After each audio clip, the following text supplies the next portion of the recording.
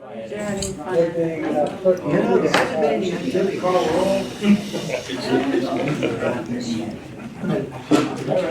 Diamond?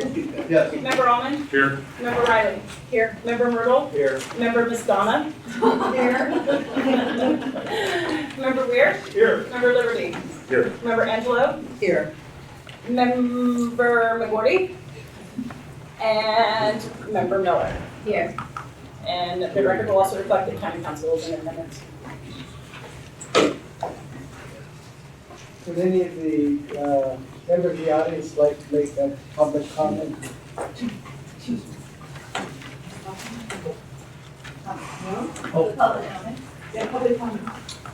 Oh, public comment, I'm sorry, I'm not quite ready yet. I do have, some photographs I wanted to show. Could you please stand up at the podium? At the podium, right. Identify yourself. Yeah. I'm sorry. Well, I'm really not together. I still want to speak for the coach, John Wetzler, Good. Chair Emeritus from the Behavioral Health Board, and representing the 5th District as much as I can. There you are. And just wanted to let everybody know that I think that we have to honor the votes that Measure B got to pass Measure B that came from the coast. I wanted to know how this group will honor the people who did vote for Measure B and what people from on the coast can expect from this group. That's the gist of what I've got. I have what I want to speak about. I have some photographs here of work that's done on the crisis stabilization unit from Nevada County. I've been in contact with them recently, and I have some nice photographs of their facility that they put in for $550,000. It's literally a 4-room crisis stabilization unit attached to, no, not attached, just off the side of their facility, the hospital facility in Grass Valley. So I have these photographs I wanted to show you. That, of course, did not include the foundation to build this thing and the, let's see, what else that included was, water, sewer, and electric. So all those had to be kept. If anybody's interested, I Yeah, have. they come to me, please. Thank you. To you. Somebody open the door in the back, please. Is it locked? Not this here? Is the Whatever you want to send to the committee, I'll take. Thank you. I'll just one set. Whatever you'd like. I don't have any keys, but the door's locked. Okay, we'll just leave it propped open. If the phone starts ringing in the back, is that your bag? Was that me again? I moved it out. Good, I'm sorry. It's okay. It's out then, all Right right? there, right there. Okay, I better get that and excuse myself, and I think that's it for right now. There will be times for public speaking later. Is that correct? Yes. I'm sorry I wasn't together right For now. items that are on the agenda. Pardon? For items that are on the Yeah. agenda? Exactly. Yes. Thank you, Mr. West. Okay, thank you. So, moving on to item 3A, would the county auditor please give a report on funds collected so far? Yes, Boyd Weir, County Auditor. This is in your packet, a life-to-date financial schedule for all of our Measure B funds from the beginning of time. This is kept in a restricted fund, 1224. It has its own budget in it. You can see on the top portion of my spreadsheet the revenues that we have received to date. We have now received 11 months of tax proceeds from Measure B. Total now at the end of 11 months is $7,484,140. As you know, we've been estimating that annually at about $7.5 million. So with one more good month in March, the March month, which will be coming at the end of this May here, we should expect to be maybe around the $8 million mark. So that was pretty good performance for 12 months. And the drop down to the expenses, they have not changed since our last meeting. They're still the same. And then the summary at the bottom shows the life-to-date revenues, the expenses to date. We have interest earnings now of $36,414. So our balance today is $7,321,506. And that's my report. Thank you very much. Any comments from the committee on Mr. Weir's report? Any public comment on Mr. Weir's report? There being none, 3B, can I have a motion to approve the minutes of March 27th? I have a correction. Yes. I was not present for the March 27th meeting, which does show me as being absent, but it also shows me as being present. Covering all bases. I do feel like that sometimes. Never seen it documented on paper, though. Thank you. I'd like to make a motion that we accept the minutes as corrected. Second? All in favor? All Was any that Robert opposed? Diamond with us? Yes, I was making second. Any opposed? That being said, we'll approve the minutes. Next is item, is there any public comment at this point?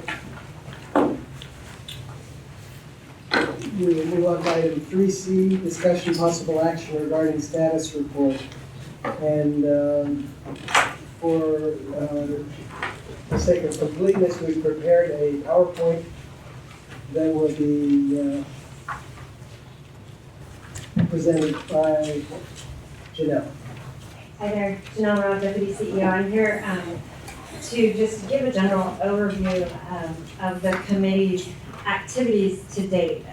And this will give you an idea of where the committee has spent their time largely. I mean, I know that there's been a lot of public inquiry as to, what have we done? What's been happening? And so this was put together to just kind of give a brief overview.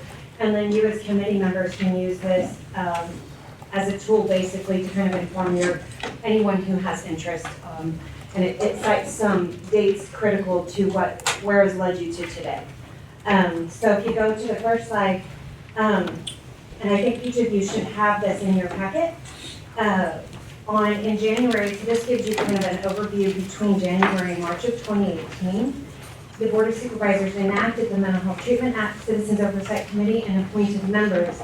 Those members were actually appointed to the committee on January 9th, 2018. The Mental Health Treatment Act Citizens Oversight Committee elected its officers. The committee members set a calendar. You created a mission statement. You received presentations on an overview of the mental health system, and you also received Brown Act training regarding basically all things that are about public meeting law and what we do as far as the Brown Act is concerned. On your next slide, which is April through June of 2018, you adopted rules of procedure, which Donna Spaghetti, gotta say Spaghetti, was the drafter of those rules. You also had recommended hiring a Kemper Consulting Group, which I believe was brought forward by the sheriff. That was as far as the assessment of the Kemper Consulting Group.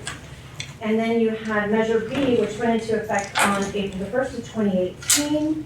The first Measure B tax proceeds were received on June 26th of 2018.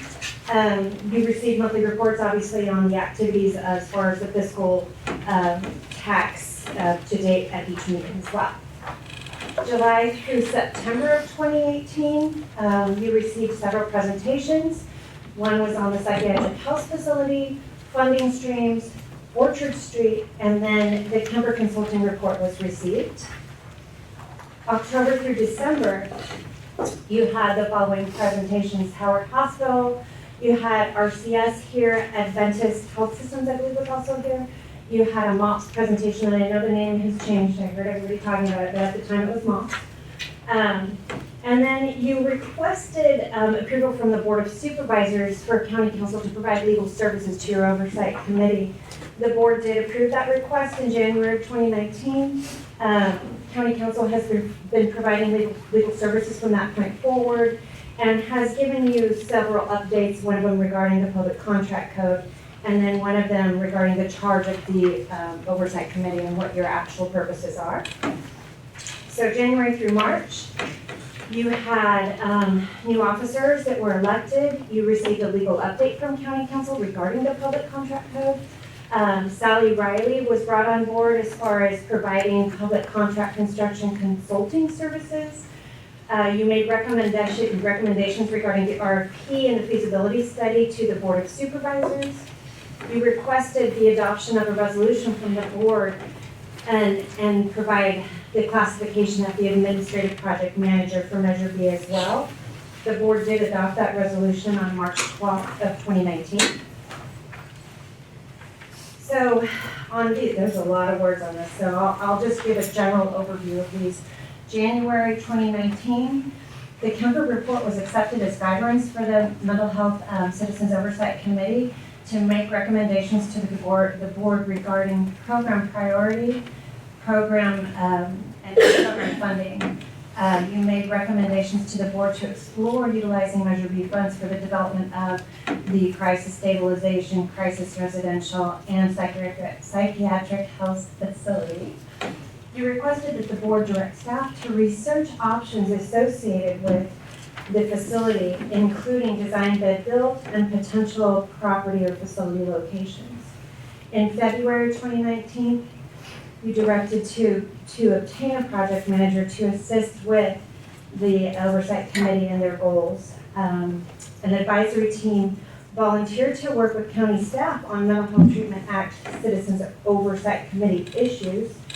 And then in March of 2019, you formed an ad hoc, and it describes who those members are, which were Jan McGordy and Jeff Diamond, Janine Miller, and Donna Spaghetti, to review the Kemper report recommendations. I believe at this point, Jan's gonna give a little bit of an update on that, or did you wanna wait and do that later? Sure, later. No, sure. So, we met, our little committee, Jen decided to, forego, and we went through the things in the Kemper report that had nothing to do with services, and focused upon financials. And there were 3 things that we narrowed down on that would be really good for the county to adopt at this time, which hopefully will be on Measure B committee's agenda next time we meet for approval. And those would be to maintain approved reserve, to have separate accounting system of expenditures and revenues, which pretty much is already happening, and a 10-year strategic plan, a 10-year strategic financial plan, which are all things that were just spelled out in the Kemper report. But we think it's really important to put these things forward and in writing to have them go forward. To clarify real quick, the members, the advisory team that were appointed to assist county staff were member Mark Myrtle and member Ross Liberty. So they've been working with county staff, we've been going on, and we really appreciate that.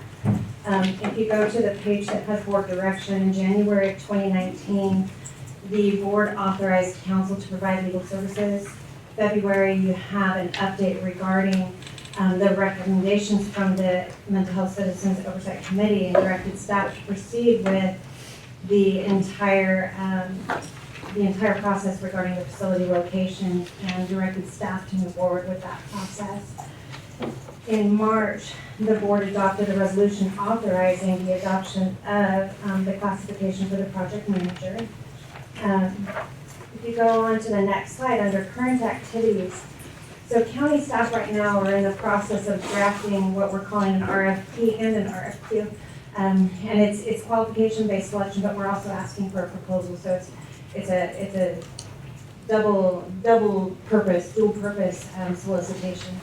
And this is regarding the feasibility study and the architectural services for the CSU, the CRT, and PUF unit. Human resources, and you'll have more information. You actually have an agenda item on that topic, and at the end here, I'm happy to also answer any questions. But Human Resources has posted the recruitment for the classification of the administrative project manager. That was done on March 25th. And we'll continue with the interviewing and hiring process based on the list. We do have Heidi Dunham here from HR. She's our HR director, and she's going to give you a brief update on that as well.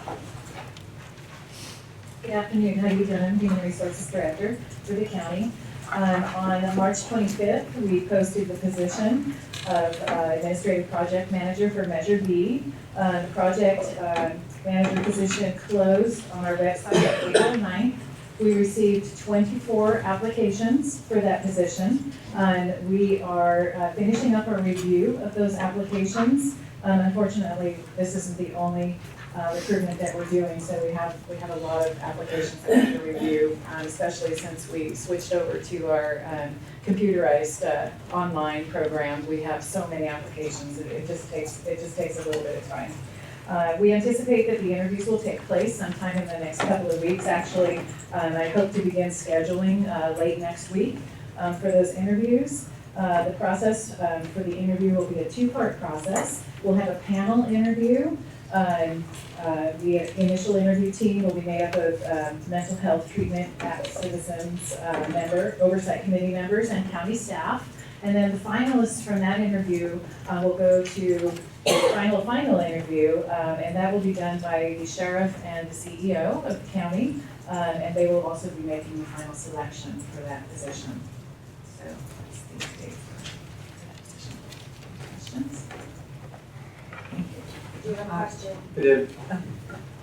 Did you say who from this committee would be on the initial review? No, I did not say who would be on that yet. To be decided, or? That's to be decided. Okay. And that would probably be decided by this committee.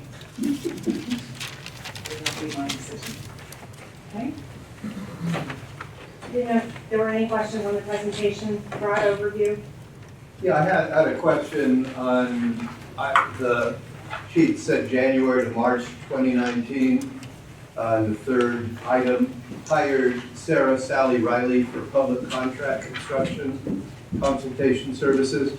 I wasn't sure, or I didn't recall exactly what that position is and how that interfaces with the project manager. Got you. So Sally Riley was brought on.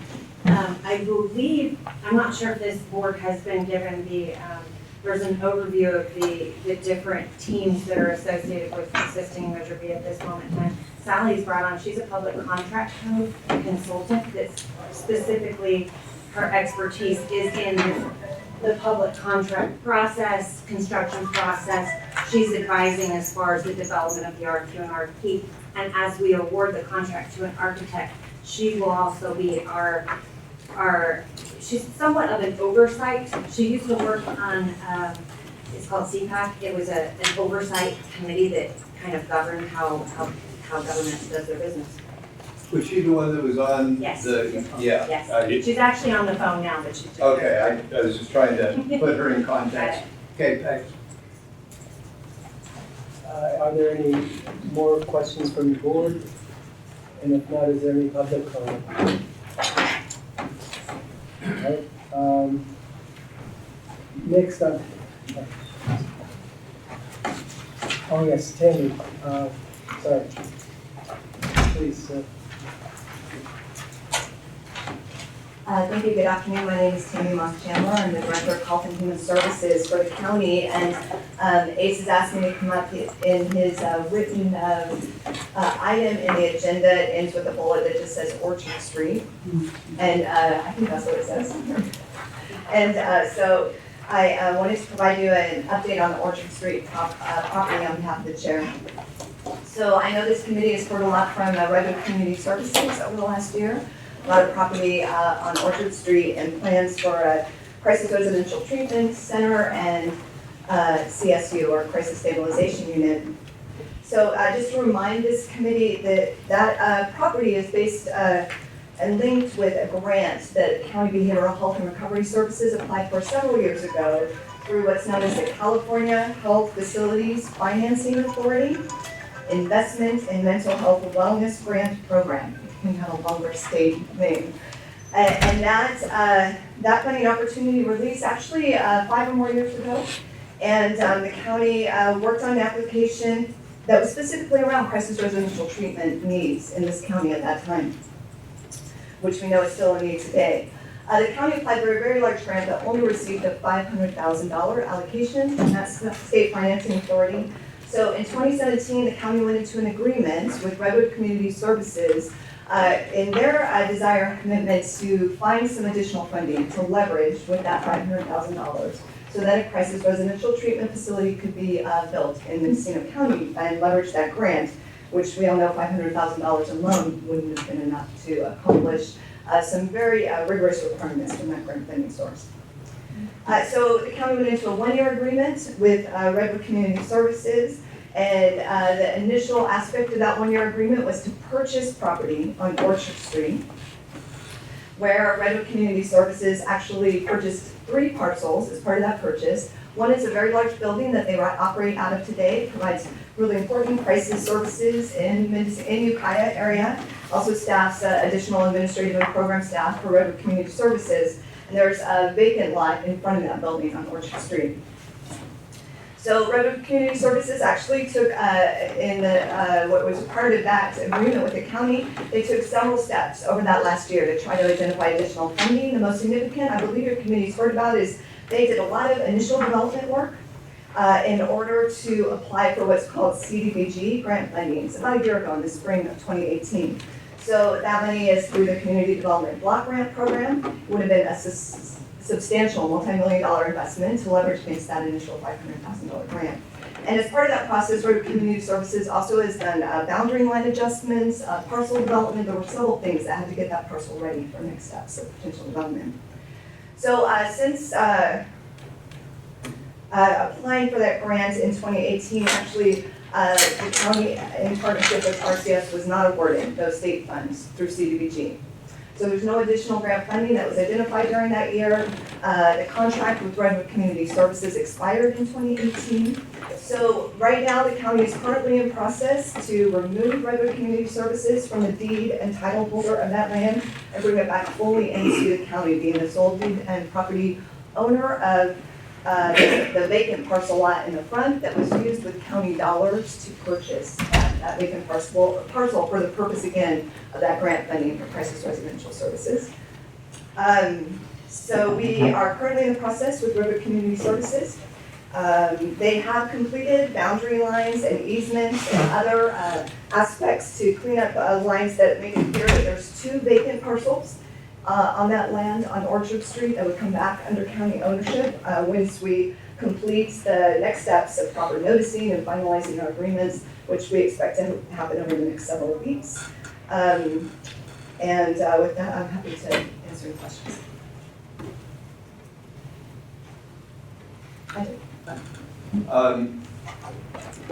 So in terms of the ongoing process that we're engaging, I know there's some discussion about using Measure B money for building of the crisis residential on the Orchard Street property. So I'm wondering if that doesn't happen, or it's not recommended, what will the county do with that property? Or are there other options that you're considering? That's a great question. So yes, the county actually has purchased that line with Health and Human Services funding that's dedicated for use for Medi-Cal eligible services. So we think that that property is worth continuing to have in the property, to continue to have in the county's ownership for either the use of a crisis residential treatment facility, CSU, and other needs that Measure B might leverage, or for other purposes if for some reason that's not determined the most feasible spot. Okay, thanks. Ross? And I wanted to make sure I understood. I didn't hear perfectly, but it's not transferred yet, but that's imminent. It's not transferred yet, but we're in the process of all the pieces, all the steps that have to occur for that to be finalized, but it's not entirely finalized yet. Mark? She's helping me with my hearing. What? How big is that property, or the two parcels, and is it big enough to house the CRT, CSU, and Puffer? Well, my understanding is that's what the direction of the feasibility and next steps that the architect would be looking at. There hasn't been a full architectural or feasibility in the way that you'll hear discussed in your upcoming items. I think there's items specifically about this. But it's 39,000 square feet on those two parcels. It's a very substantial parcel size, so we certainly think it would could be any number of services. Any other questions? Is there any public comment on the presentation? Thank you very much. Next item, discussion and possible action regarding updating status of the architect RFQ and related feasibility study, which Mr. Gonzalez will give. Thank you, Mr. Chair, members of the committee. I'm here to speak on item 3B, which is the RFQ for architectural engineering and environmental services for the uses. Oh, my name is Nash Gonzalez, Executive Office. So what we're looking at is 3 uses: the County Psychiatric Health Facility, the Crisis Stabilization Unit, and the Crisis Residential Treatment Facility. So what the RFP would be requesting is professional services to complete the 3 facility components, including architectural, engineering, and environmental. And under environmental, we also have to throw in CEQA on this project, as well as a feasibility study and analysis for the 2 sites in the county that the analysis would determine to be the most feasible site and location and placement for the sites and the facilities in question. So 2 sites have been identified, 3 uses. The architect's going to be asked to evaluate and provide design and related services, including the appropriate environmental and CEQA documentation, site analysis for each of the 2 sites currently being identified, programming and planning, accessibility, mechanical, electrical, plumbing, life safety, leadership in energy, environmental design, which is LEED, security, telecommunications, structural, civil, geotechnical, medical equipment and furniture, interior design planning. So because this is a public project, CEQA also applies to both public and private projects. So this is one of the components that needs to be looked at. So the feasibility study will be the basis for the alternatives that need to be looked at under the CEQA document. And there's really no way of getting around the CEQA analysis. So the feasibility study, again, will serve as the basis for those. And so with that, be happy to answer any questions regarding the RFP. Ed? Yeah, this is beyond my area of expertise by a long shot. So it sounds like there are 2 sites that are being considered. Did I understand that right? If I may, through the chair, what was originally identified in the PowerPoint presentation and discussions were the Howard Hospital and the Orchard Street. Right. So these are the 2 sites that would be looked at as far as feasibility. Okay. So just if I may also, I completely agree with you. This is way out of my area of expertise, but what Nash explained to me when we had our meeting was that CEQA requires that you not just jump in on one site, that you have to have alternative sites to consider for each project, and that's the issue.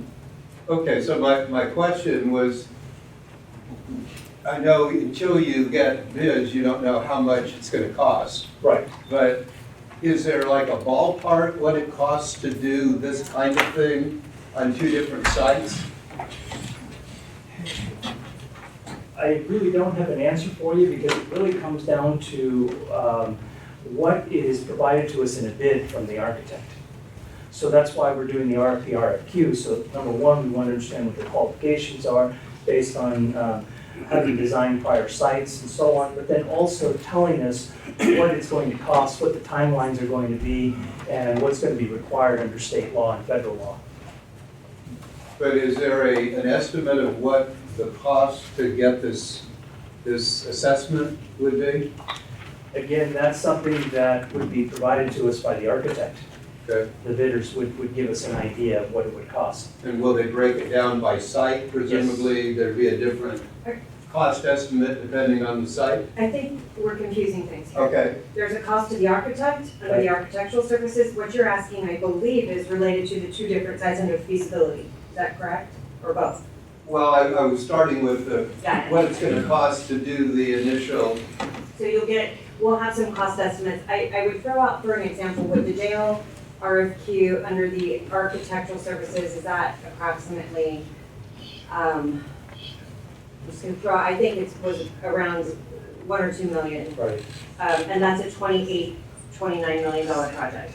So a portion of that, so that's, just to kind of keep it relative, that's what it's costing us under architectural design for that project. okay, Feasibility will return you with some Alternatives and recommendations. and cost estimates. of what it would cost to actually Correct. build. Gotcha. Correct, for each site. Okay, and again, it's gonna be a fairly expensive choice, and it sounds like, if I understood right, the requirements are that we do both sites rather than decide on a site and then only do a architectural evaluation on the site that was selected. So if I may, through the chair, the feasibility study identifies the pros and the cons for each of the sites. But what it does is it serves as the basis for your alternatives. So if we go down the path of, let's say, a more intense environmental review document like an EIR, CEQA requires that you have alternatives identified already going into it. So the feasibility study already lays the groundwork for doing that. Rather than to go out and try to find things, the feasibility study has already identified those. If I might, just to clarify too, when you get the feasibility study, that's the first phase of the process that the architect's going to go through. You'll have that prior to then actually going through design. They'll have done some cost estimates, they'll have their generalized ideas and concepts, but they really move forward once we have identified your primary site. Does that make sense? Yes. Any other questions? Yes, please, Ross. So does CEQA define exactly how that feasibility study has to happen? I mean, obviously, this committee has vetted the possibilities extensively, and frankly, it seems to me the answers are pretty obvious. So okay, if feasibility's got to be done, you know, what does that look like? What do we have to do? We have to go to a consultant. I mean, we've been doing our own feasibility studies. I mean, realistically. If I may, through the chair, the feasibility study itself is not identified in CEQA. That's a totally separate issue. What the feasibility study is the architect using qualified experts to look at the feasibility of each of the sites in question.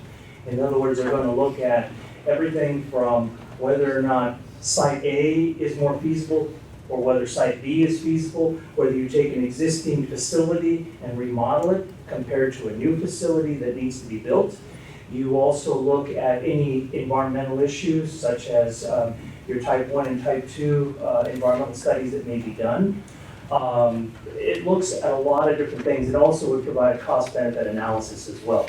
So basically, it's done by a third-party independent that would be looking at the feasibility and then would provide the recommendations to the county as far as, here you go, here's 2 sites, these are the pros, these are the cons.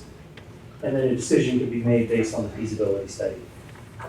If I might add to that, the cost benefit is probably the most important part. This group, and there's been no cost benefit to either one of these yet. Because you haven't done a traffic study, there's a lot that's done under CEQA or under an architectural feasibility review that no one, including anyone on the county staff, has conducted. So in order to do, the cost benefit is truly going to be your defining factor. And we have some idea of what one would be, but we have no idea what the other would be. The issue, I mean, we're talking about like what it would cost. I mean, that's a big issue. The biggest problem is the cost in time. I mean, here we are a year and a half later, and we've got nothing. We've got nothing.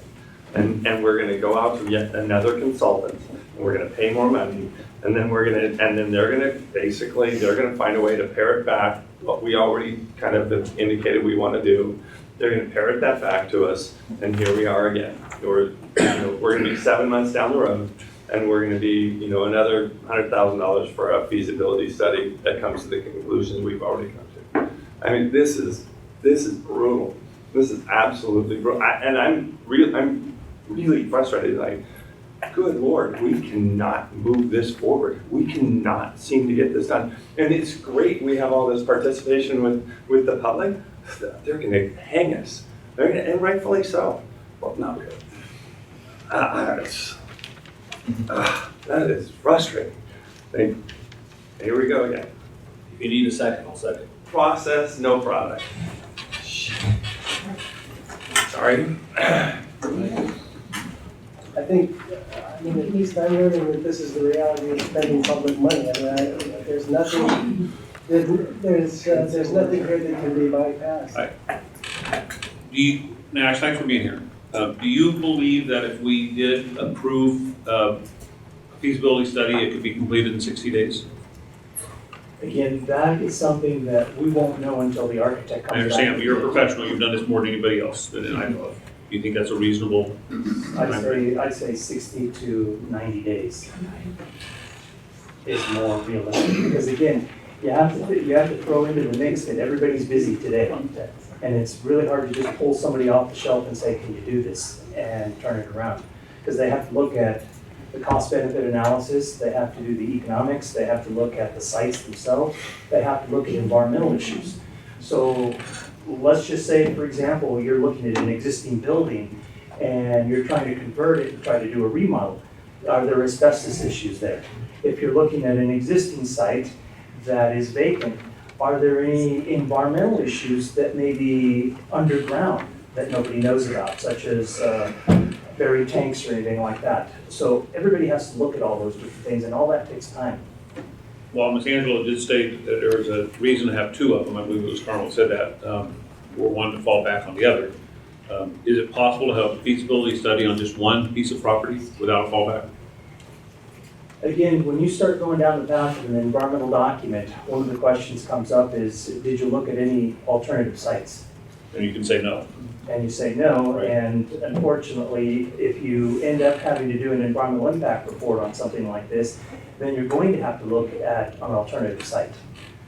And rather than getting into all the details, but I'll just keep it really simple. CEQA says when you do an EIR, you have to look at a project, no project, and then alternative sites, and study all of those. So all the feasibility study does, it becomes a neutral analysis for the group to say, this is what the recommendations are. But if you go down, let's say the architect recommends that due to environmental issues, you have to do an EIR, they've already done the background analysis for the alternative sites. To prepare an RFP, get the company to do the feasibility study, do you think that is something that we could have prepared for before this committee meets again in a month? The RFP itself? The RFP, sure. The RFP has been prepared. It is with Sally Riley. She's looking at it for any legal and contractual issues, and at that time, it'll come back and we can be prepared to send that out. And I think Janelle can probably talk about the timelines when it comes to putting out an RFP. I think It's in its final draft stages now.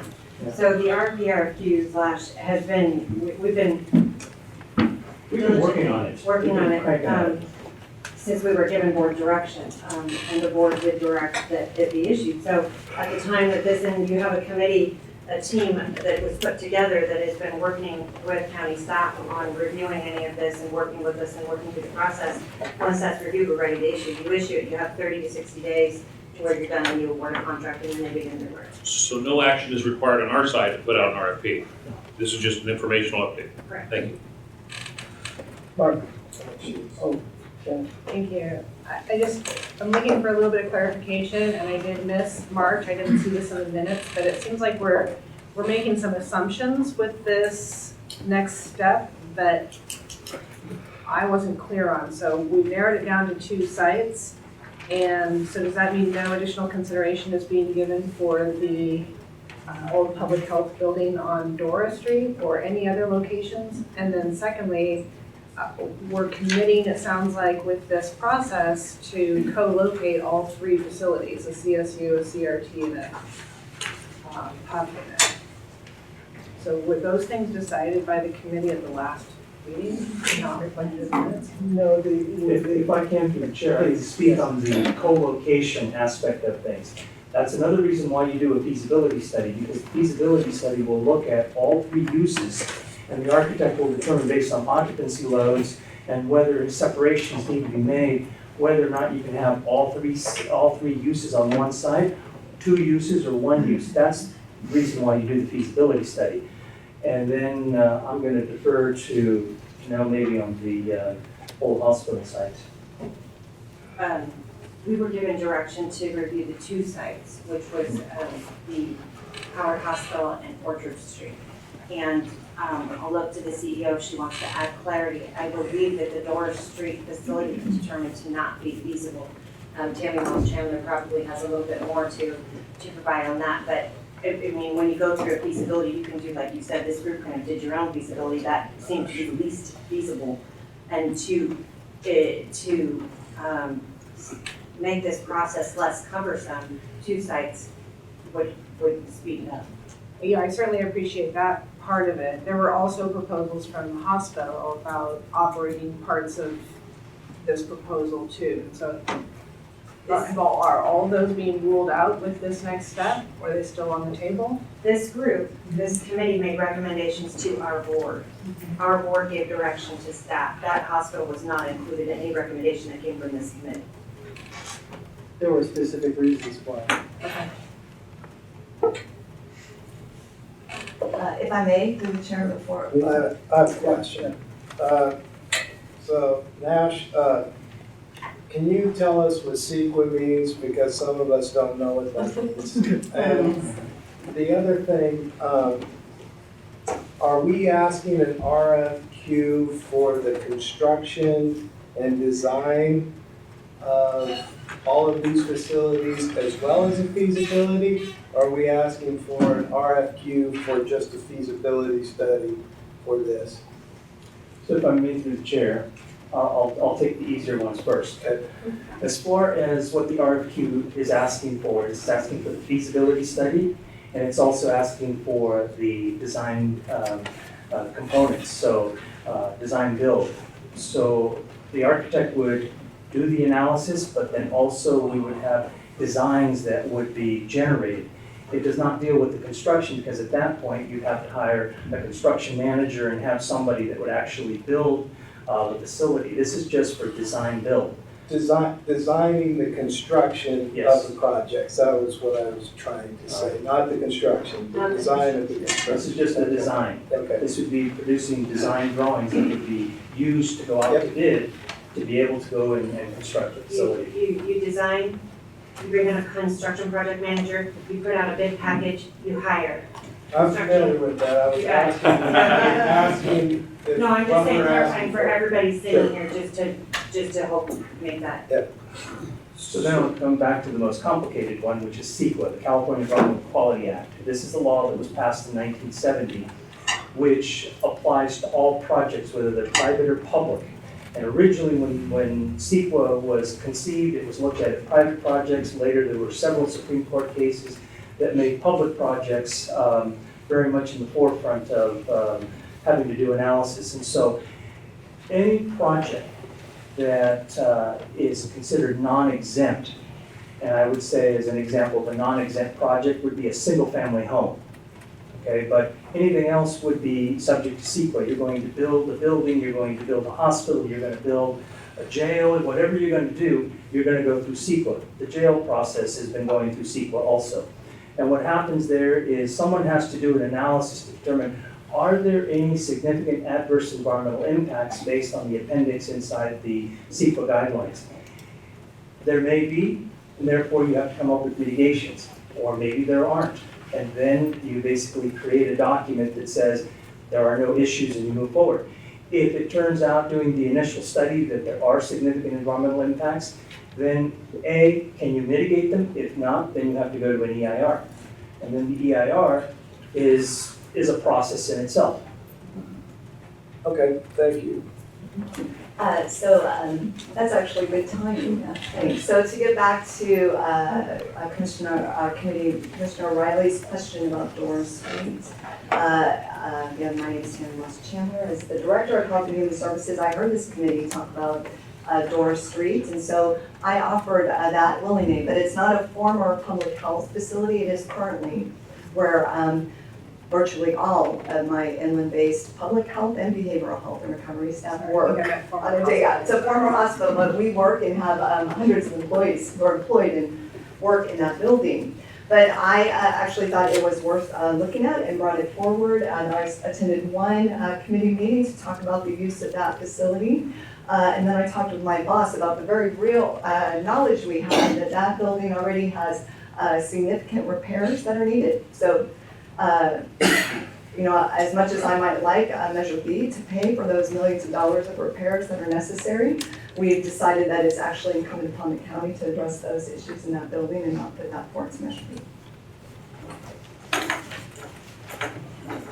Plus, So I want to make sure, actually, Nash, I want to make sure I understand, when you were talking about doing a feasibility study, that's driven obviously by CEQA and ERA, whatever it is. And that like a neg deck wouldn't work here. I mean, it just seems like that might work. You might be able to do a neg deck, or you think that wouldn't fly? So there's a feasibility study, it has nothing to do with CEQA. Okay, two separate things. A neg deck, we don't know until the architect does the initial study and determines, are there any issues or not? Okay. So we don't know at this point in time. And because CEQA requires that you subject these projects to environmental review, that's why you have to do an initial study, go through that checklist, whether or not there are any impacts, and then we'll know whether we can go down the path of a neg deck, an exemption, or something more strenuous. Sorry, this could be part and parcel to the design of the building. This is like parallel path, or it is part of the same project, the same proposal, I guess. We're going to do a request for proposal potentially, and what I'm getting is that the feasibility study and the design of the building is a single project. Is that what you were saying? No. The feasibility study is separate because based on the feasibility study, we'll determine what site you want to go to. Okay. And then begins what we call the scoping of the project. Before you even get into the design, basically what you do is you do a site analysis and a site design. That would be the basis for the CEQA document. What could happen is you could parallel the design with the CEQA document, but not the feasibility study. Because what you have is the CEQA document as it's. Good Lord. Let me go back, and this is a lot. Is this confusing to just me or what? This is a lot of information to take in, but the feasibility study runs a separate course. That again, as Sheriff Alden said, can it be done sooner rather than later? That's something that we have to talk to the architect about. But let's say we go 60 to 90 days out. That's the feasibility study. Okay, based on the feasibility study is you're going to pick your site, and then you begin your design. Once you begin your design, you then have a site that you've identified for CEQA purposes. And so you can run the CEQA analysis parallel to the design. But you're not going to come up with full design until the CEQA has completed. Let me have one more try at this. I'm sort of getting the picture, but is our confidence level high enough? This is actually almost for the committee. Is our confidence level high enough that this would be the best, the feasibility would find that Orchard Street property to be the best alternative? Is our confidence high enough that we could do them parallel? And there'd be some risk, right? You know, if we did them both in parallel and we start doing the design at the same time we're doing the feasibility study, because usually they're serial, Could you do them in parallel? I mean, if it was my money, if it was my personal money, and I was confident enough, I'd do them in parallel because the time is so critical. So you could end up wasting that design. You could end up wasting that design money because you did them in parallel instead of doing them in serial. Does that make sense? No. Probably I don't know what I'm talking about, so I'm good with that. But you know, if you really want to move this thing forward, you could do both at the same time and take the risk. You have to understand that there's very little CEQA necessary for Old Howard Hospital. You know, we haven't decided yes or no on anything, but Old Howard Hospital, I would imagine that there's very little CEQA that's going to be necessary on that, if that was a decision of the board, right? You're going to have to do sequel on it, Understood. okay? And you're going to have to take a look at everything from the environmental inside the building to the environmental to the outside of the building, Right. including traffic, noise, and everything Got it. that's associated with these types of uses. Change in use also triggers. It's a change in use, change of occupancy, all these things trigger CEQA. See, it's not just what was there before. Now you have to look at, that is the baseline, and then what is what you want to do today. It's a different use than what's there. It may look similar, but it's not. Yeah. So either side you go, you still have to do CEQA. They'll come to the conclusion we want. They'll figure out what we want. They'll come to that conclusion. And So your recommendation we're is just what? gonna spend 90 days and 100 grand figuring it out. The recommendation, is basically we move forward with the RFP and wait and see what comes back as far as the answer to the feasibility study. Because that's what the feasibility study is going to tell us. Which site do we primarily look at? And then, once we've got that, we basically have our roadmap to move forward with doing the environmental and the design of the facility.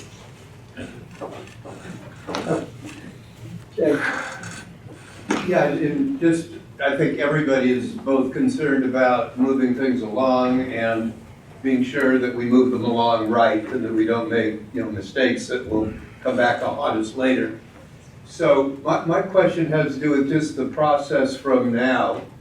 Once the requests go out, how long will it take to get the applicant's response? Is there a timeline set yet? Once issued, it's typically 30 days, you get proposals, you do an evaluation, contract goes to the board for award. I mean, so anywhere between 30 to 60 days. So you'll get various, presumably, Hopefully. applications. And then what's the process for selecting the applications or reviewing them to seeing what the cost is going to be to do it and who's then going to get the award? How does that work? This is a qualification-based selection for architectural, not just cost. And when you look at various types of proposals, you can look at what's at the best interest of the entity. So the awarding entity doesn't always go to the lowest Okay. responsive bidder. I just throw that out there. Yeah. Not saying but once you do that, there's typically an evaluation panel that's selected. I don't have a panel put together yet. So typically you have some outside parties that are either, technically vested and interested. I usually sit on a lot of those evaluation panels, and there's criteria. So you evaluate the qualifications of the architect and then the proposal based upon the feasibility. So we're doing a dual selection process. Once that's done, an award recommendation comes forward. If there's any contractual negotiations that need to occur, let's just say we had questions or perhaps we wanted to, you can negotiate down. Maybe we want to pare down the cost a bit, and maybe we want to look at some alternatives to that number 1 or number 2 proposal. They come back, we make a recommendation to the purchasing agent in the county as to what our recommended award would be based on whoever that panel would make up is. Those recommendations go to the Board of Supervisors for a contract award. So at what point does this committee be involved with this process? What the board has directed is that not $1 of the Measure B money gets allocated unless the Measure B committee reviews and approves. So the additional site that we would not normally have in our RFP process is that this proposal and a budget would come back to the Measure B committee for approval of the budget before it would go to the board. Budget for the Well, select? there has to be, obviously, whoever wins the bid, is the successful proposer, they're going to have a cost to their work. So the county would not award that contract because it would be Measure B dollars. That would come here, and the Measure B committee would weigh in and either review or approve the allocation of Measure B dollars for that contract before it would go to the board. If we brought it to the board, remember, when we brought the Kemper contract to the board for $27,000, they would not approve it. It had to be approved by the Measure B committee. Right. So I can't imagine that the board would move forward approving this without the Measure B committee approving the allocation of the money. Well, what I'm trying to get at is, since I know a number of people are concerned, Ross has voiced it, Sheriff has voiced it, about moving things along more quickly, I'm wondering if it would make sense to have some representation of this board who will be meeting with the people that are going through the process, so that we would know kind of where things are, because if this is the only point of contact once a month, it feels like a lot gets brought that's hard for any of us to evaluate quickly. So I'm wondering, the same way that this group recommended a member be appointed to the Kemper report to, liaise, so we knew kind of what was going on before it actually came to the board here for vote. I'm wondering if that might help things move along so that this board knew what was going on as the process was unfolding. So the short answer to a long question is yes. And what we would do is, and we haven't gotten this far, Jed, because we've had multiple different projects that we've been working on. Just as the hiring for the project manager, that the Measure B committee will be involved by having Measure B committee members as part of the initial panel. When we do what's called the source selection committee, which is the committee that reviews the proposals, the intention is to have members of the Measure B committee on that committee. Is that called the source selection committee? That's the name of, or something like that? Yes, Okay. so yes to everything you're saying. Good. I mean, if you think about this, there is an ad hoc already, and that's a small committee that was working on the Kemper recommendations outside of this. I have at a minimum 4 members of this committee that will advise us on county process.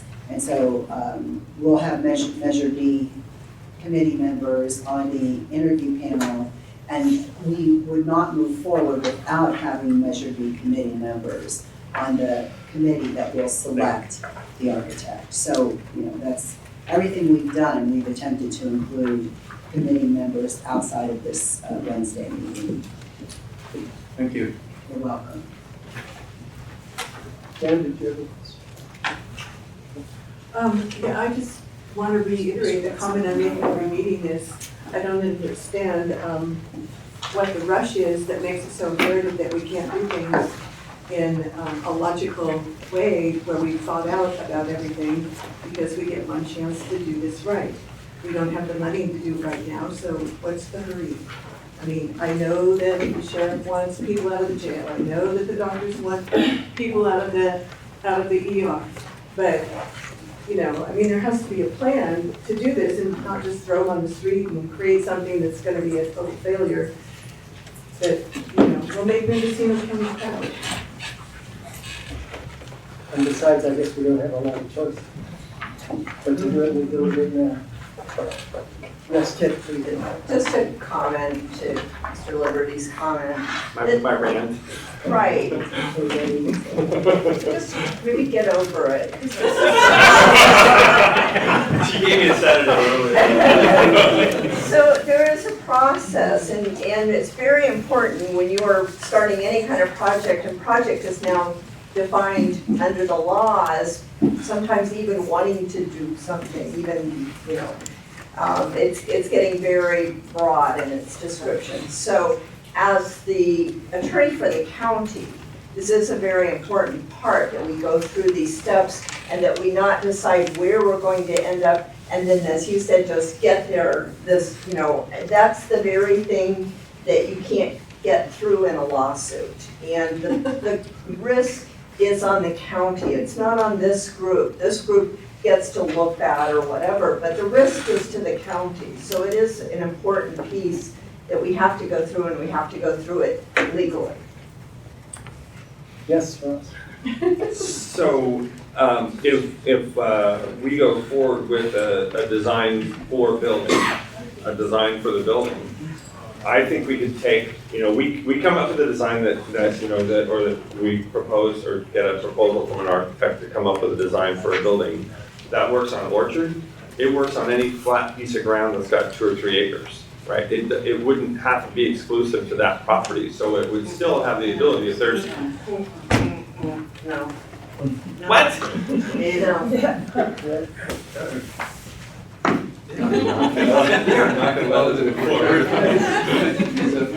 not that easy. If I may, through the chair. In a perfect world, that would be great, Ross. I love that idea. In fact, I think a lot like you, but because every site and every building is different, you have to design for the site. You don't create a canned plan that you can just put on every site, because every site is going to be different. You're going to have drainage issues, you're going to have solar issues, you're going to have access issues, you're going to have a number of different issues.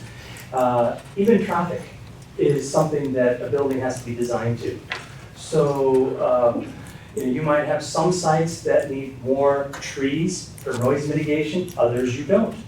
So it's not just taking a canned plan off the shelf and saying, this is what we're going to do, and this is what we're going to have available to every site that we look at. You have to add design to each site. And any architect, any design professional will tell you that. I'm not gonna win this anyway. Carmel? I just want to make a comment. When Mr. Gonzalez identified himself, he identified himself from the executive office, and that is true. His desk, his office is actually in my office. There's very good reason for that. Nash, for those of you that remember, when Nash was our planning director, he got the general plan and the eval through. And if anybody understands those documents, I want you to know how difficult that was. And so choosing Nash and asking Nash to work on this RFP was strategic in that he is absolutely a can-do person. Yes, he was our planning director. He got more done in that period of time than probably a lot of planning directors. So I share that because I want to assure this committee that it was Nash is the chosen one to actually move forward, and he's gotten this RFP done in a very short period of time. And so if anybody knows CEQA, if anybody knows planning and building, if anybody knows these rules and regulations and knows how to push a county forward, it is Nash Gonzalez. And I just want to say that to this committee to assure you that he wasn't just someone who was sitting in an office somewhere and he had a free 2 hours. This is a person who is truly an expert. He's not only worked in Mendocino County, he's worked in large metropolitan counties. He knows what he's doing. So Nash, thank you very much for your work. Thank you. Thank you. Any further questions? I just want to make sure that we're not taking a vote today, but everything that Nash has talked about is still on track for moving forward. Nothing's going to slow down by us not taking a vote today, correct? No, there's no vote needed. This was part of an update, and I just want to, I hate to kind of jump here out of turn. But again, if you look at what's been presented today, we are trying every way possible to make sure that the members of the Measure B committee know exactly what's happening. You know our time frame, you know what we're working on, you know what's happening, and that the Measure B committee is absolutely involved in everything. There's no vote. After this, I think there is just some work between Sally and Nash that needs to final. Janelle puts out, staff puts out the notices, and we get the RFP out. So there's nothing here today that was done or undone that will slow the process. And our hope is that we get through this without any issues, without any lawsuits, without any problems. And the only way to do that is to hire somebody who knows what they're doing. Thank you, Nash. Please, public comment. Please stand to the podium and state your name.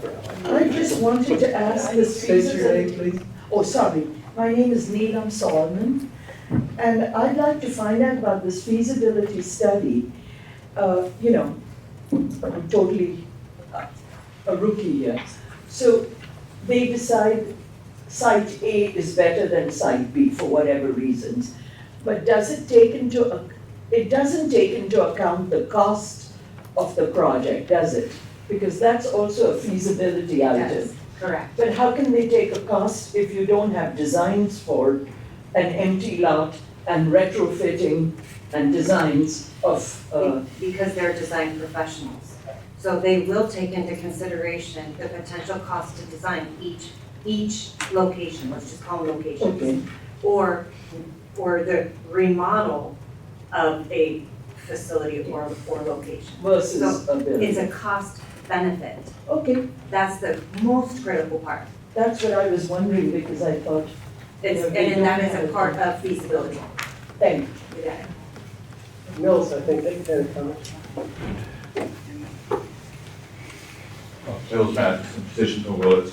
I'm concerned that the proposed feasibility study will not look into a crisis unit in Fort Bragg, which I think is desperately needed. This will exclude that from occurring. John? I'm glad to hear, John Wetzler, glad to hear that. I stand for that.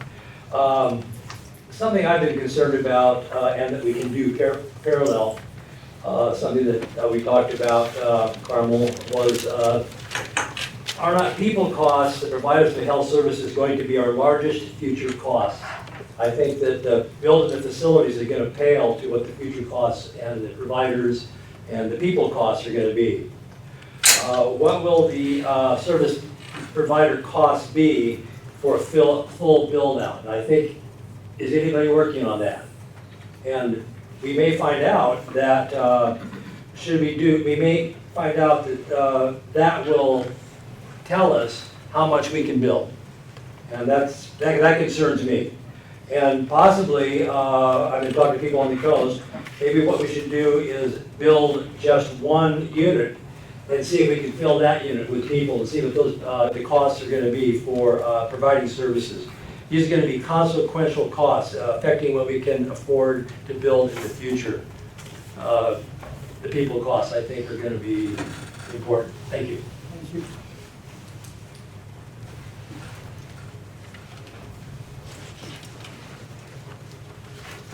Point of clarification, Carol Hester, 75%, 25% is what the Measure B states.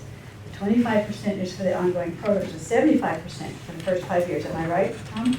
Is for building construction. So while y'all are monkeying around with personnel, programs, staffing, and all of that, you can't do it until you have something in place in which these things can take place. And again, Measure B says 75% of the funds for a building, or buildings, 25% for staffing.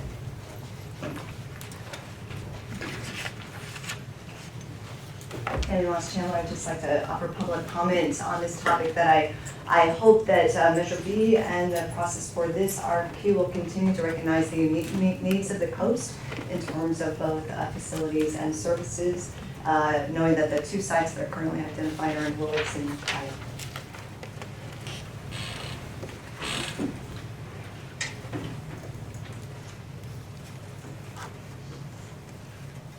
Moving on to the item 3E, discussion and possible action regarding informational presentation on the Brown Act. We would like our county council, Kit Elliott, to make a presentation.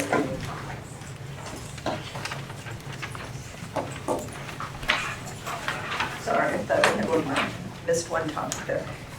So I will just say when it was originally thought that we would bring over Sven Hagen from the clerk of the board to assist and myself to assist this committee, we had a discussion with you originally about just having a sort of refresher training or discussion. It should be that everyone at this in this committee has in fact done their 2 hours of ethics training. But and I see, I got called in to sort of do this at the last minute. I think they realized they had some time, so it snuck me in. But they added the Attorney General's sort of overview here at the back of your agenda. And so I'm looking at Roman numeral 7. So there's 2 pieces I think I want to discuss most with this group, and that is just to rehash again this whole concept of what's on the agenda, what can be discussed, how you discuss those things. And then the other thing is with regard to how to communicate with each other and what's a serial meeting, what's, you know, what your mandates are. So with regard to the agenda issue, which keeps coming up in this meeting, again, the agenda is very specific and it's there for a reason. You try and give your public, you know, what are the items that you're going to be discussing, what you might or might not take action on, what those possible actions could be, so that when they're at home deciding whether they want to attend this meeting, they have enough information to go forward and, you know, and to attend.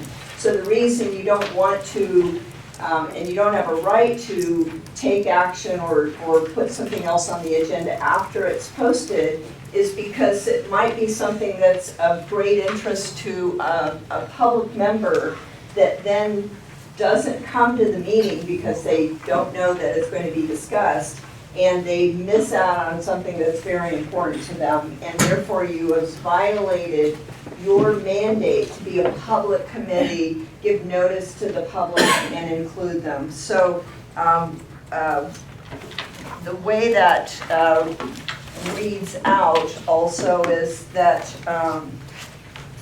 so no action or discussion shall be undertaken on any item not appearing on the posted agenda, except that members of the legislative body or its staff may briefly respond to statements made or questions posed by persons exercising their right to public comment. And so, and in addition, on their own initiative or response to questions posed by the public, a member of the legislative body or its staff may ask a question for clarification. That's the other piece I hear is, do we get to, you know, have any kind of engagement? And the answer is minor, but you can't take action on that. The action that you could take is to say, wow, that's a very interesting topic. I would like to see that on our next agenda for discussion. That would be the action that you would take. So that's a very important piece. And then the other piece, and John Wetzler's here, he was the chair of at that time, I think it was the Behavioral Advisory Board, I think that was the Mental Health Board at that point. But that's this concept of a meeting, and a meeting takes place when a quorum, you know, of these members of this committee are in any place at one time. So that doesn't mean physically. So one of the things that I talk about a lot is serial communication, and that is with modern texting, with email. That is something that often is a problem. So sometimes, for example, I would send out, okay, I'm going to be doing a Brown Act training, and I would send it out to all the members, and they'd be like starting to ask questions back in a reply all manner, and I would say, you have to stop, because this is, you all now are communicating something in your subject matter, and you're doing it, you're basically having a meeting outside of the public. And again, the public has the right to have that information. So again, a majority of the members of the legislative body, which this is, and if there's any questions why it's a legislative body, one, it's created by a vote, even more important, but these members are appointed by the Board of Supervisors. Any member, any commission created or appointed by the Board of Supervisors is mandated to comply with the Brown Act. So the majority of members of a legislative body shall not, outside a meeting authorized under this chapter, use a series of communications of any kind directly or through intermediaries to discuss, not even do anything, just to discuss, to deliberate or to take action on any item of business that's within the subject matter jurisdiction of the legislative body. So it's regularly, Carla can attest to this, especially new board members, hey, I would like all my other board members to have this. Can I send out this thing I wrote up, right? And she's like, no, that can't happen. You can bring it to a meeting and do it post it publicly, and they will see it when it goes on the agenda along with every other public member. They don't get to communicate that way through the clerk, through a public member. That's one thing they can't do. So, and again, that's something, it says that that person does, hang on 1 second.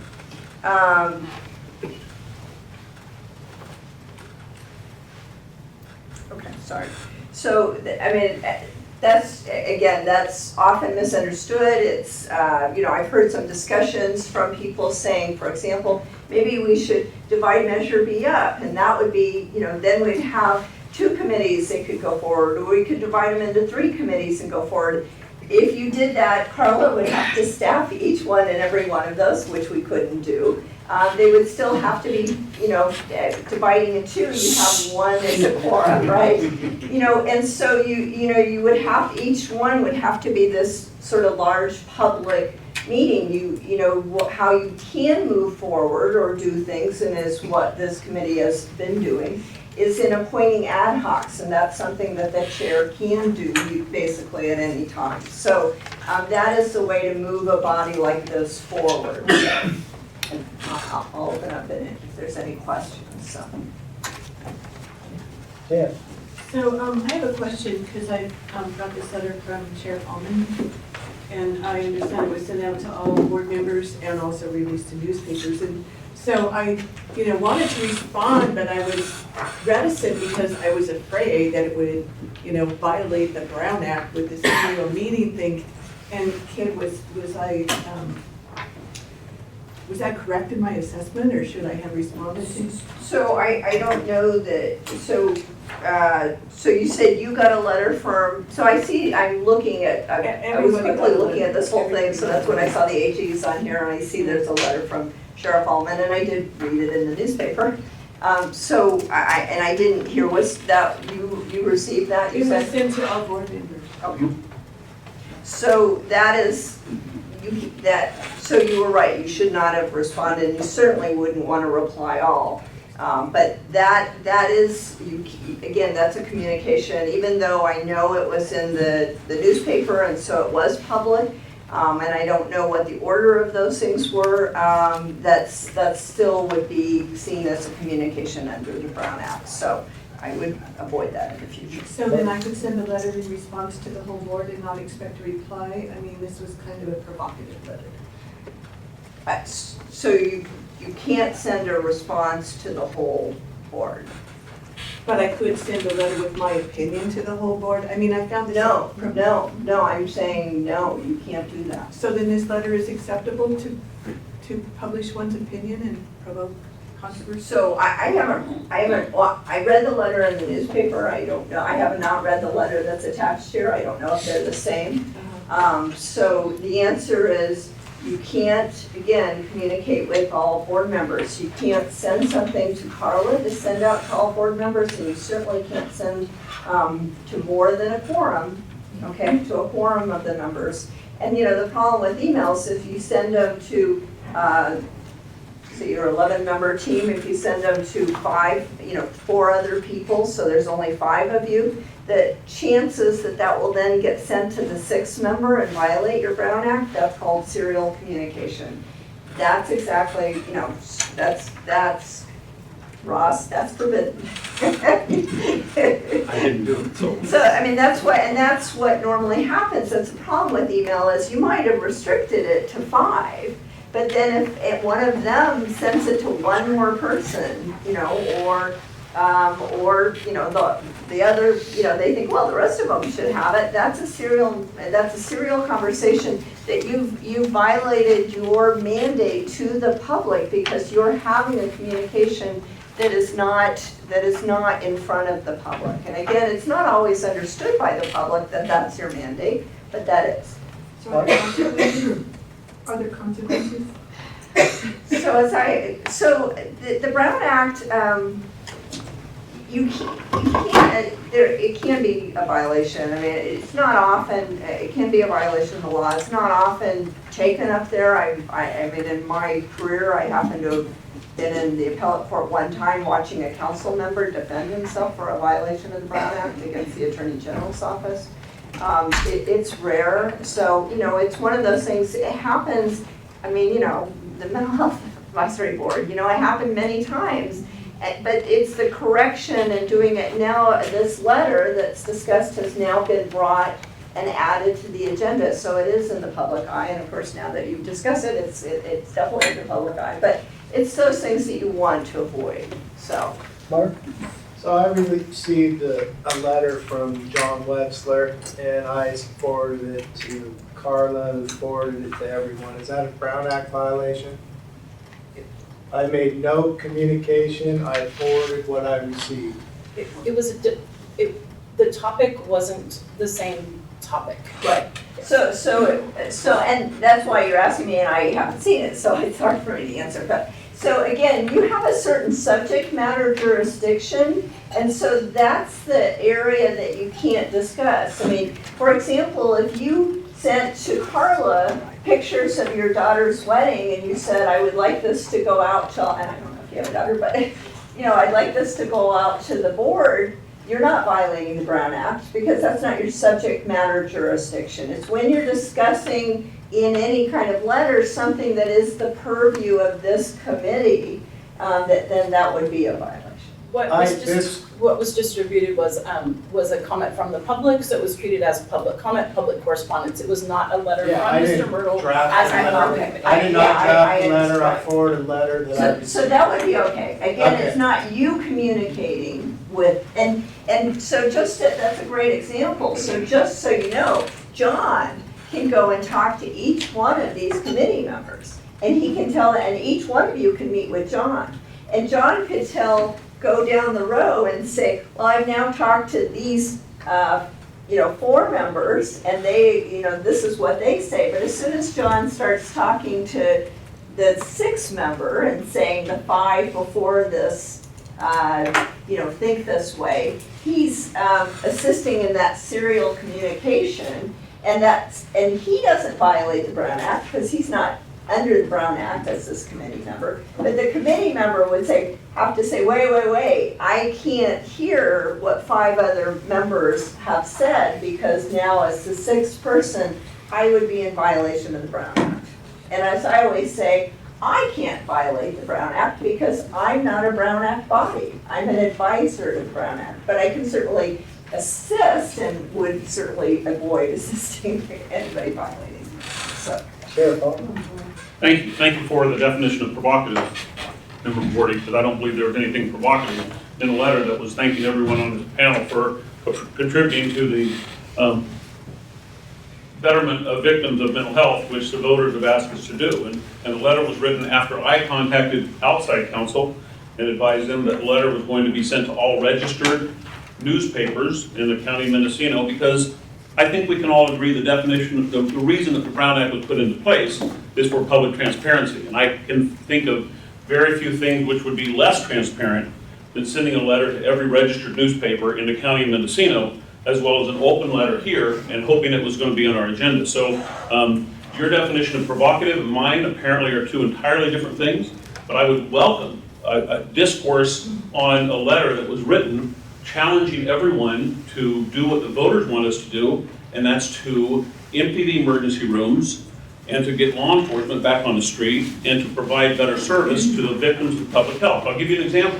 Last Friday, Ms. McGordy, as a citizen of this county, were apparently in belief that there were law enforcement officers in the Ukiah Valley. 5 law enforcement officers were all inside the Ukiah Valley Medical Center because there were 4 mental health victims that had come in an hour-and-a-half period. So there was literally no law enforcement officers on the street whatsoever other than highway patrol.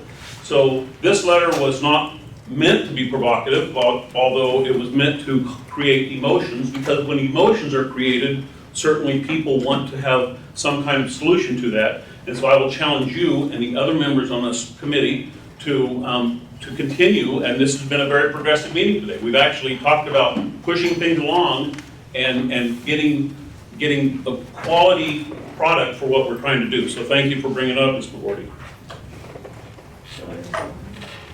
Well, actually, I'll answer whether you should respond or not. I mean, again, this is a Brown Act discussion. This is, the letter that's now been brought to my attention is not the subject of this discussion. The subject of this discussion is our communication. And so if you have questions about the Brown Act, that's the topic on the agenda right now.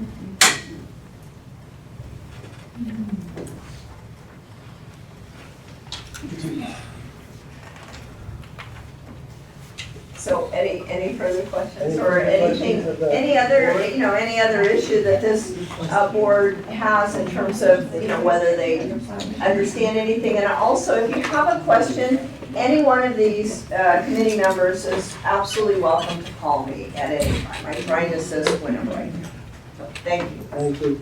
Yes. Sir, I would welcome anybody in this committee to put this letter on next month's agenda if we want to talk about it in public Oh, forum. it's already on our agenda. There we are. Okay. Thank you. Is there any public comment? About the Brown Act?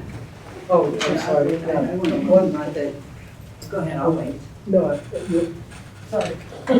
Joe Bradley, regarding the Brown Act, I sat on a county committee for 18 years. And it went from being non-Brown acted to being Brown acted. And I think I've gone through 4 to 6 trainings on it. Every time I had a training, I learned something new. And I've heard people in this room and other people joke about the Brown Act, but the transparency that is needed for the public, if somebody, and we all know our county, nobody in this county has their own opinion. And they're gonna come forward if they don't think they heard something, and it just takes one person to stir the pot and to blow something up. And the Brown Act is here to protect us from that. And I think it's a real necessity in this oversight committee. And I would suggest that you do take Kat up on asking questions if you don't get it. I keep a copy of the Brown Act in my stuff. And I've been trained with the Brown Act Bible, and I've been trained with papers that are short. But there is a lot to learn, and it can get confusing, but don't let it stop you. thank you. Yeah, I'm open. I just wanted some clarification. I have no opinion on this, but the sheriff is asking about this letter being as an agenda item. I believe Ms. McGordy has said the letter is on the agenda. As a matter of protocol, the clerk put it as correspondence received. So it's not as an agenda item. Right, correspondence received. So all I'm saying is, Sheriff, if you wanted it as an agenda item, you're certainly welcome to put it on. Well, listen, I'm okay with it because it's certainly accomplished my goal of getting people to read it and reread it many times. And if they want to challenge me on the content, I Well, will. as a person who, is responsible for a lot of process that happens, I just want to be sure that when Carla and the chair go to put the agenda together for the next meeting, that the letter is not an agenda item. I'm not putting it on, but if somebody wants to, I would. Okay, all right, that's all. I just wanted clarification. Thank you. Yes, Mr. Wood. In that case, I would like to respond to the letter which I called provocative. So I think what we just said, and I don't know that was understood, it is not, so we have our agenda items, we just got to the final agenda item, which was my training. Right. And my training says we don't talk about something that's not on the agenda. Now, just like what was heard that John's public comment was received, because this was out in the public and because people received it, apparently committee members, my understanding from our CEO is that it was put in the packet as public comments. But again, you don't, when public comments here, it doesn't become its own separate agenda item. So I'm trying to be clear about that. I understand. It seems like that was not understood by me. Well, he, defended it, so I was. Just as a matter of process, if the committee receives correspondence, it's on the agenda, not only for the committee members to understand that, but also that the members of the public are aware that there was a piece of correspondence, and they can certainly request a copy of it from the clerk. So it's for complete transparency that the public can also request, is aware. So Kit, what you're saying is that as far as any discussion, whether it's two members or the full board, that it needs to be agendized. That just having it listed as correspondence received is not enough to have the discussion. Right. That's what you're saying, yeah. So then we could assume that this won't happen again, we're following the ground that collective. So I've worked with a lot of boards. So the answer is I would not assume anything. Good answer, good answer. I think that when I walked in here, I was fumbling around. Would you please stand up at the podium? Don Westler. When I walked in, I had these photographs that I had taken of the Nevada County Crisis Stabilization Unit, and I handed you those. And I realized then, at that point, because of my training, that was a big mistake. No, they're to the clerk, always to the clerk. Right, but I should have brought in all the No, I copies. made copies for everybody. I know you did, and I wanted to publicly thank you for that. But I thought that actually, to do it right, I should have brought in copies for the public and the board. So the public isn't so much required to do that. What it is, because the public doesn't normally do that. But, and most small committees don't have the luxury of having a staff member come in here, go take it, copy it, So the object is if you give it to the clerk, and she's going to be providing it ultimately to the members, that there would also be available, at a relatively soon after time for any public members that wanted a copy of that. So that would give them. Thank you, Carla. You're welcome. All right, I think we're ready to, committee members and then adjourn. okay, committee member reports, shall we start with Jean? I have nothing. I just want to draw your attention to the stepping up forums that happened recently. I didn't hear Jen, say it again. The stepping up forums that happened recently that were just excellent, and I'm sorry that everybody on this committee, with the exception of Dr. Barish, couldn't attend. I just want to say that this has been a good meeting, and I really appreciate everybody's input, and certainly it's interesting that the public continues to attend these meetings, which speaks to the interest from the public, so thank you. But I saw it. It's our money. Mercifully, I have nothing to add. But you don't come on Tuesdays. We're there every Tuesday with lots of items. Show up. Mercifully. I attended the stepping up forum, and I learned a lot. Can I say something really quickly? Yes. Just a reminder, if you have something you'd like to be placed on the agenda, please email me and let me know. I'll send a request out, but please send those requests to me. Thank you. I have nothing to report.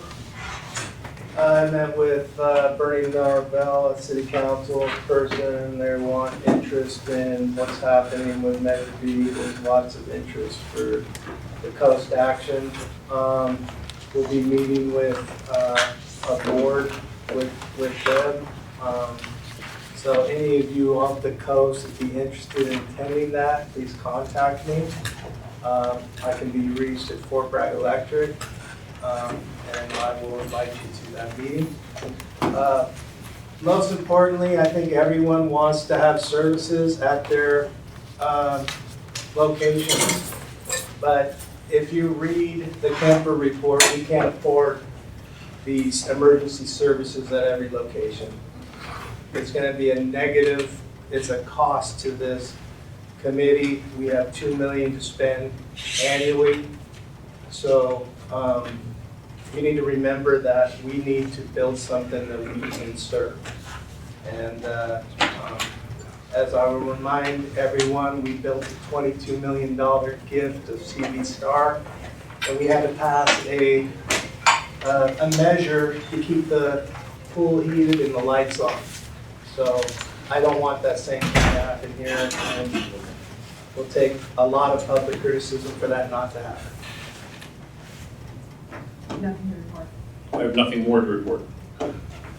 Yeah, just two things. I do hear people from other parts of the county to the committee, and I'm cognizant that we want as much service as we can for the whole county, not just the areas we represent. The other thing I'd say is I notice that some of us have louder voices than others. I'm often told to be quiet, but I notice in the audience, it isn't always possible to hear everybody, and because we're talking about wanting the community to be involved, I hope we can work out either some microphones sometime, or that we really make it our business to be sure the people in the corners can hear us. Thank you. Thank you. Before we adjourn, one other issue, we've taken 2 months since the last meeting. The question is when the next meeting will happen, and I would be interested to know what there will be. I mean, certainly we have the ad hoc committee and the recommendation of the ad hoc committee, though that could certainly wait 2 months to discuss. I wonder if there are any other items of discussion that require we meet in a month, if there's going to be any issues to deal with at that time, and whether there would be any discussion of it. Yes? I'm sorry, Jill Bradley. The RFP, we were just talking about it earlier, if they're gonna be ready to present it to you, should we have a meeting? Well, now we'll have, that's the next thing I was going to ask is whether the outstanding issues will be. If you would like me to comment, I would Yes. say that the project manager interviews will happen over the next month. And then, of course, the RFP will be let, and then there'll be a period of 30 days before we get anything back. So if we met in June, it would be probably for the ad hoc report. But I think that as far as the project manager, we will know in July who that person is. And then we will have a pretty good update and be here in front of the committee. We should be, I really think, we're here in July. So really that's what I would say as far as the follow-up items, that I don't see those follow-up items being ready in June. So that being said, I think it would make sense to put off the next meeting until July unless anybody has objection. Yes, sir. Yeah, I do have an objection. As much as I don't want to go to any meetings that are not productive, I think it's valuable, one, to meet regularly, interact with the public regularly, and to get reports, even if we don't have, the end report. I think there's enough important matters before this board to get input from people that are working on various things, that we not skip a meeting and have 2 months where we're not together. Any other comment on the board? That being said, maybe we should take a vote and see how people feel. All of those that would be in favor of meeting again in a month? All of those in favor of meeting in 2 months? I abstain. Well, because I see it both ways. I would like to meet next month, but I really wouldn't if there's nothing. So I'm good either way personally. Yes, Barish, one thing that if we meet next month, that's fine. If we meet in 2 months, what we can commit to this committee is that we can have a very brief written report on those items that we're working on, so the committee knows where we are. By That's email? one option. Yeah, and it would be public record, because this committee's a Brown Act committee, so that's something that we could do. And I can attend in June or July, it doesn't matter to me. Well, on the basis of the vote, the next meeting's in July. And that includes Thank you very much. It's just on vacation.